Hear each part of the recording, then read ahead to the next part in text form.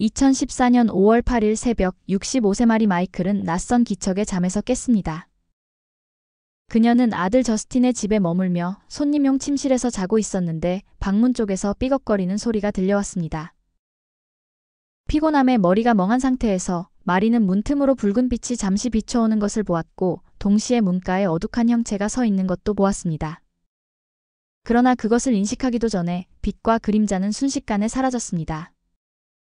침입자가 들어왔다는 두려움에 몸이 얼어버린 마리는 잠시 후 아들의 방에서 연달아 울려 퍼지는 총성을 듣고 자리에서 일어났습니다. 마리는 아들의 방으로 달려갔고 피를 흘리며 죽어가고 있는 아들을 발견했습니다.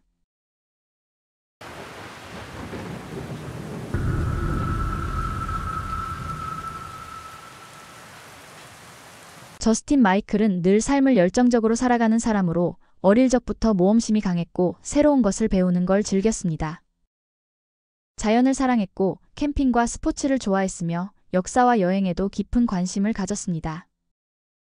가족은 여러 도시를 옮겨 1997년 저스틴이 12살일 때 아이오와주 어번데일에 정착했습니다.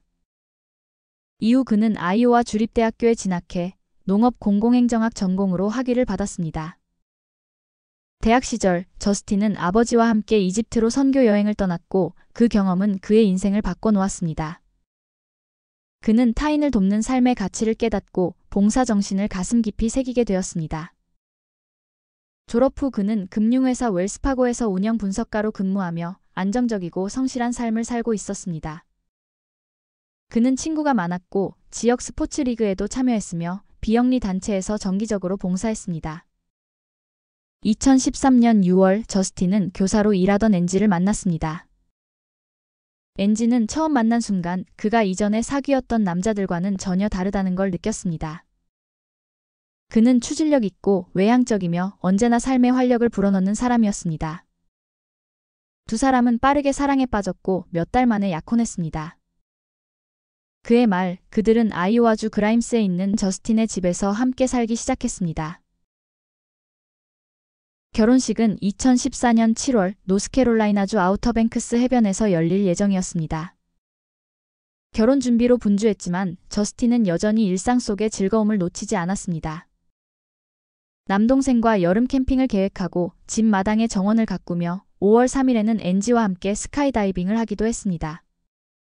그러나 그로부터 단 5일 뒤 모든 것이 산산이 부서졌습니다. 5월 7일 밤 저스틴과 앤지는 저스틴의 여동생 집을 방문해 저녁을 함께하며 결혼식 준비에 대한 대화를 나누고 있었습니다. 저스틴의 어머니인 마리도 함께 있었고 며칠간 저스틴의 집에 머물기로 했습니다. 그날 밤 10시쯤 저스틴, 앤지, 마리는 집으로 돌아와 마리는 손님용 방에서 그리고 저스틴과 앤지는 안방에서 잠이 들었습니다. 새벽 3시 20분경 어머니는 낯선 소리에 잠에서 깼습니다. 방문이 천천히 열리고 붉은 빛이 비춰오더니 문가에 검은 형체가 움직이더니 금세 사라졌습니다. 그녀는 붉은 레이저 빛을 보는 순간 집에 침입자가 들어왔다는 것을 깨달았고 공포에 몸을 움직일 수 없었습니다. 그 순간 4번의 총성이 집안에서 울려 퍼졌습니다. 총성을 듣고 잠에서 깨어난 앤지는 검은 그림자가 달아나는 모습을 보았습니다. 여전히 옆에서 누워있는 저스틴을 흔들어 깨웠지만 아무 반응이 없었습니다. 불을 켠 앤지는 머리와 목에 총상을 입고 피투성이가 된 채 죽어가고 있는 저스틴을 보는 순간 절규했습니다. 응급구조대가 도착했을 때 저스틴은 이미 사망한 상태였습니다. 너무 가까운 거리에서 총격이 이루어져 그의 얼굴에는 화약 자국이 남아 있었습니다. 침대 위에는 9mm 탄피 4개가 흩어져 있었고 머리맡벽에는 잃지 않은 4개의 탄흔이 뚜렷했습니다.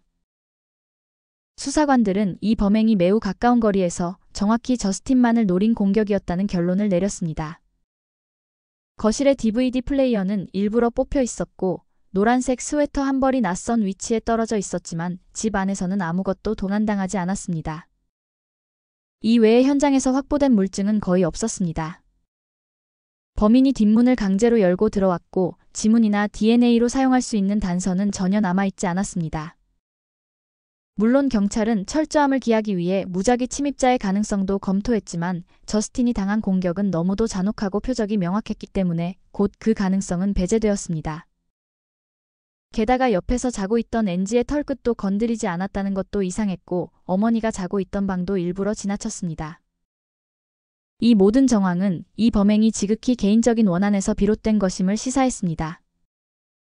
범죄 현장이 조사되는 동안 형사들은 엔지와 마리를 각각 다른 방에서 동시에 신문했습니다. 이는 진술의 일관성을 비교하고 서로 영향을 주지 않게 하기 위한 절차였습니다.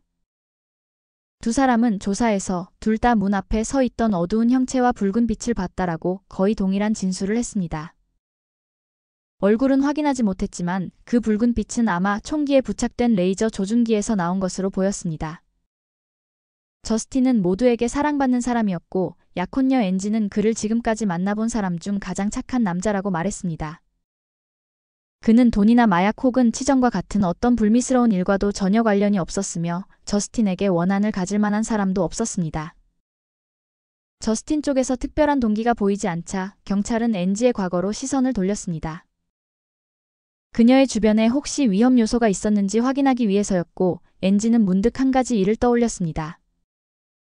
사건 약 6개월 전인 2013년 11월 저스틴의 집 앞에 세워두었던 엔지의 차가 아침에 보니 유리가 깨져 있고 차량 전체가 흠집과 야구방망이로 가격한 듯한 자국으로 뒤덮여 있었다는 겁니다. 정말 이상했던 점은 그 거리에서 손상된 차량은 엔지의 차 한 대뿐이었습니다. 그 당시에는 단순한 장난으로 여겼지만 수사관들은 이 사건이 혹시 연결되어 있을지도 모른다고 생각했습니다. 형사들은 엔지에게 과거에 만났었던 남자들에 대해 물었습니다. 엔지는 3년간의 결혼 생활 끝에 2010년 이혼했습니다. 이후 그녀는 앤디 웨그너라는 남성과 교제를 시작했고 약 2년간 안정적인 관계를 이어갔습니다. 큰 갈등 없이 서로의 뜻에 따라 이별을 결정했으며 헤어진 뒤에도 서로의 행복을 진심으로 빌어주는 친구로 남았습니다. 엔지는 앤디가 질투 때문에 살인을 저지를 사람이 절대 아니라고 말했습니다. 게다가 그는 이미 미래를 약속한 여자친구와 행복하게 지내고 있었습니다. 하지만 엔지는 한 사람을 더 떠올렸습니다. 앤디와 헤어진 후 사귄다고 말하기도 민망할 정도로 짧게 만난 남자가 있었는데 그 사람의 이름은 데이비드 모핏이었습니다. 엔지의 말에 따르면 처음에 데이비드는 유머러스하고 재미있는 사람이어서 호감을 느꼈다고 합니다. 하지만 두 사람은 많은 시간을 함께 보낸 건 아니었습니다. 대부분 문자로 연락을 주고받았고 일주일에 한 번 정도 얼굴을 보는 것이 전부였고 통화도 거의 하지 않았습니다. 그들의 관계는 늘 장난스럽고 가벼운 분위기였으며 진지한 만남이라기보다는 금요일 밤을 함께 보내는 정도의 사이였습니다. 그러던 중 엔지가 저스틴을 만나면서 모든 것이 달라졌습니다. 엔지는 저스틴을 마치 운명의 사람처럼 느껴졌고 그때부터 그녀는 데이비드를 서서히 피하기 시작했습니다. 이를 눈치챈 데이비드는 점점 진지한 감정을 담은 문자를 보내기 시작했지만 엔지에게는 그런 마음이 전혀 없었습니다. 애초에 두 사람은 서로를 연인으로 부른 적도 없었기 때문입니다. 엔지는 최대한 조심스럽게 이제 자신에게 새로운 남자가 생겼기 때문에 더 이상 만날 수 없다는 문자를 보냈습니다. 하지만 데이비드는 그 말을 쉽게 받아들이지 못했습니다. 그는 점점 감정을 주체하지 못했고 결국 마지막에는 분노와 상처가 뒤섞인 저주의 말들을 퍼부었습니다. 형사들은 앤디와 데이비드 두 사람 모두를 조사하기 시작했고 얼마 지나지 않아 수상한 단서 하나가 포착되었습니다. 두 남자의 총기 소지 허가 여부를 조회했을 때 둘 다 허가를 보유하지 않은 것으로 나왔지만 대신 매우 이상한 사실 하나가 드러났습니다. 살인사건이 발생한 그날 새벽 두 사람 중 한 명이 교통사고를 냈던 것입니다. 그 사고는 총격 30분 후 사건 현장에서 불과 9km 떨어진 지점에서 일어났습니다. 순찰 중이던 경찰은 갓길 도랑에 처박힌 차량 한 대를 발견했습니다. 차 안에는 아무도 없었고 경찰이 운전자가 어디 있는지 주위를 둘러보고 있을 때 한 남자가 숨을 거칠게 몰아쉬며 경찰 쪽으로 달려왔습니다. 그는 온몸이 땀에 젖어 있었고 옷에는 풀잎과 가시덩굴 흔적이 묻어 있었는데 그 남자는 자신을 데이비드 모핏이라고 밝혔습니다. 그의 신분증과 차량 서류는 모두 일치했지만 문제는 자동차 보험이 없었다는 점이었습니다. 차량은 압수되었고 그는 택시를 불러 타고 현장을 떠났습니다. 그때 경찰관은 그 후 살인사건이 벌어진 저스틴의 집으로 지원 요청을 받고 갔지만 그때까지만 해도 두 사건이 연결되어 있다는 사실을 몰랐습니다. 하지만 수사팀은 사건 발생 약 30분 후에 발생한 차량 사고 보고를 받자마자 무언가 석연치 않다는 것을 즉시 눈치챘습니다. 데이비드 모핏의 거주지는 플레전트힐로 사고 지점과는 약 48km 떨어진 거리였습니다. 수사팀은 직접 사고 현장으로 가 조사했고 넓은 구역을 수색하는 건 쉽지 않았지만 곧 기묘한 물건들이 발견되었습니다. 가장 먼저 발견된 것은 파란색 고무장갑 여러 켤레였습니다. 만약 이것이 범인이 사용한 것이라면 현장에서 지문이 하나도 나오지 않았던 이유를 설명할 수 있었습니다. 운동화 상자 안에는 한 지역 자동차 정비소의 오일 교체 영수증이 들어있었는데 그 영수증의 주인은 앤디 웨그너였습니다. 추락 현장에서 발견된 영수증을 단서로 수사관들은 앤디 웨그너를 추적해 조사실로 데려왔습니다. 앤디는 저스틴의 죽음과 관련된 어떤 일에도 자신은 관여하지 않았다고 부인했습니다. 그는 저스틴이나 전 여자친구인 앤지에게도 어떤 적대감도 품고 있지 않다고 말했습니다. 앤디는 자신과 앤지의 관계를 앤지가 경찰에게 진술했던 내용과 거의 똑같이 묘사했습니다. 즉, 쿨하게 헤어진 후 각자의 길로 갔으며 무엇보다도 그는 지금 새로운 여자친구와 행복하게 지내고 있다고 말했습니다. 그리고 사건 당일에 여자친구와 함께 있었으며 게다가 그는 한 달 가까이 그라임스 지역에 간 적도 없었다고 진술했습니다. 앤디는 수사관들의 모든 질문에 성실히 답했고 자신의 집과 차량에 대한 수색도 동의했습니다. 수사관들은 그의 태도가 전반적으로 솔직하고 진실되어 보였다고 느꼈습니다. 그들은 추락 현장에서 나온 오일 교체 영수증에 대해 물었습니다. 앤디는 아마 차 안 어딘가에 있을 것 같지만 확실하진 않다고 말했습니다. 그는 대부분의 사람들처럼 영수증을 차 뒷좌석에 던져두었다가 가끔 정리할 때 한꺼번에 버린다고 했습니다. 한편 다른 수사팀은 데이비드 모핏 집을 수색영장을 확보해 수색하고 있었습니다. 경찰은 차고에서 지퍼백 안에 들어있던 사건 당일 추락 차량의 정비 영수증과 총기 매매 영수증을 발견했습니다. 하지만 이상하게도 구입한 사람의 이름이 앤디 웨그너로 되어 있었습니다. 이 총기의 구매일은 2014년 5월 4일, 즉 저스틴이 살해되기 단 4일 전이었습니다. 이제 수사관들은 살인에 사용된 총기의 종류와 구매 시점을 알게 되었고 다음으로 그 총을 판 사람을 추적하기 시작했습니다. 그 판매자는 아이오와주 시거니에 살고 있던 드루 볼먼이라는 남자였습니다. 경찰이 드루를 찾아갔을 때 그는 매우 협조적이었고 자신이 판 총이 끔찍한 살인사건에 사용됐다는 사실에 충격을 받았습니다. 드루는 총을 온라인에 올렸지만 한동안 구매자가 없었는데 갑자기 한 남자가 나타나 그 총을 반드시 사고 싶다고 고집했다고 합니다. 그들은 시거니의 한 주유소에서 만나 거래를 했습니다. 이쯤 되자 수사관들은 완전히 혼란에 빠졌습니다. 이 증거들은 데이비드 집에서 발견되었는데 모든 물적 증거는 앤디를 가리키고 있었습니다. 드루에게 두 남자의 사진을 보여주었지만 구매자는 모자와 짙은 선글라스를 쓰고 있었기 때문에 그는 확실히 누구였는지 단정할 수 없다고 했습니다. 경찰은 작은 것 하나도 놓치지 않겠다는 각오로 데이비드의 집 구석구석을 다시 수색했습니다. 얼마 지나지 않아 끔찍한 단서들이 다시 쏟아졌습니다. 지하실에는 이전에 미처 발견하지 못했던 플라스틱 통 하나가 숨겨져 있었습니다. 그 안에는 살인에 사용된 것과 같은 브랜드의 9mm 탄약, 레이저 사이트 부품, 그리고 차량 추락 현장에서 발견된 운동화 상자와 짝을 이루는 신발 한 켤레가 들어 있었습니다. 통 바닥에는 노트북 한 대가 약간의 물에 잠긴 채 들어 있었는데 수사관들은 하드 드라이브의 데이터를 복구할 수 있을지 테스트를 의뢰했습니다. 쓰레기통을 뒤지던 수사관들은 마운틴 듀 한 병과 초콜릿바 구입 영수증을 발견했습니다.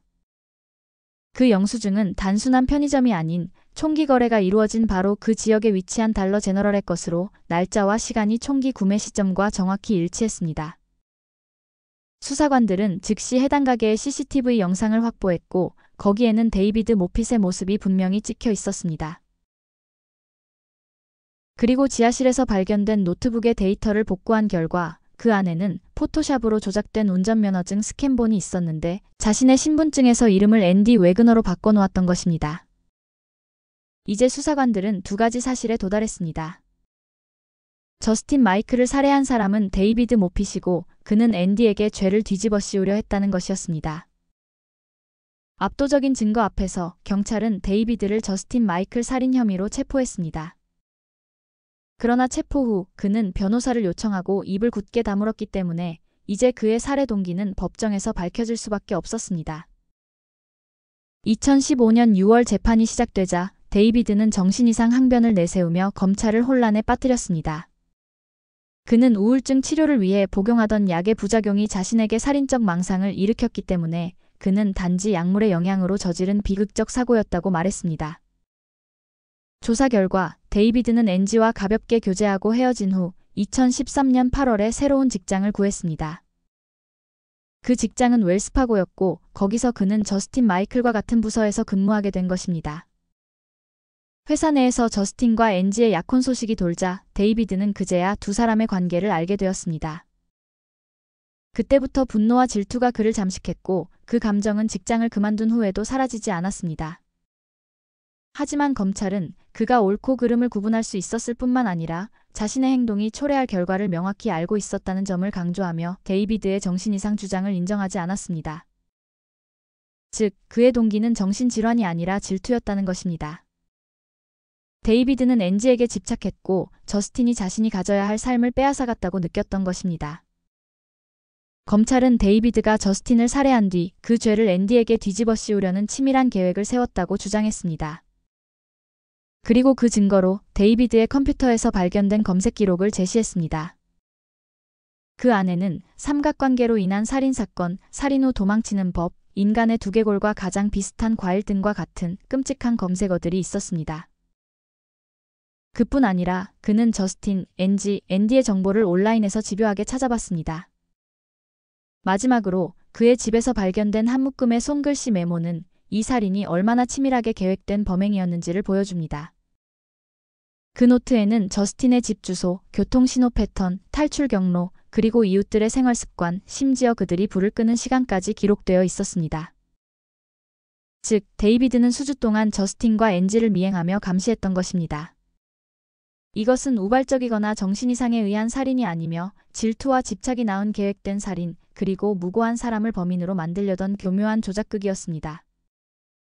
결국 데이비드 모핏은 1급 살인과 1급 주거침입 혐의로 유죄 판결을 받았습니다. 그는 종신형을 선고받았고 현재 아이오와주 포트 메디슨에 위치한 아이오와 주립교도소에 수감되어 있습니다. 영상 제작에 힘을 보태주실 분들은 구독, 좋아요, 알림 설정 부탁드립니다.